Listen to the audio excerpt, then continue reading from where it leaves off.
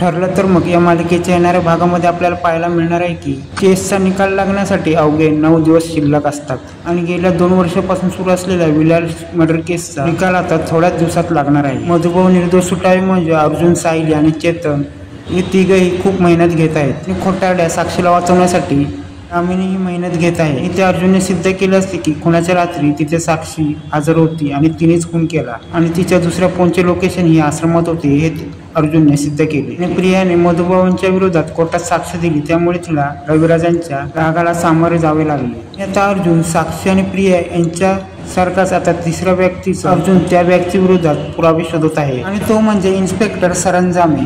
सरंजामे महिपतकडून लाच घेत आहे हे अर्जुनला समजल्यापासून अर्जुन त्याच्या विरुद्ध पुरावे जमा करत आहे आणि अर्जुनही सरंजामेला बेकायदेशीर त्याने केलेली कामाची फाईल त्याला दाखवतो आणि अर्जुन सरंजामेला बोलतो की निर्णय तुझा आहे, तू आम्हाला साथ देणार की नाहीतर तूही जेलमध्ये जाणार।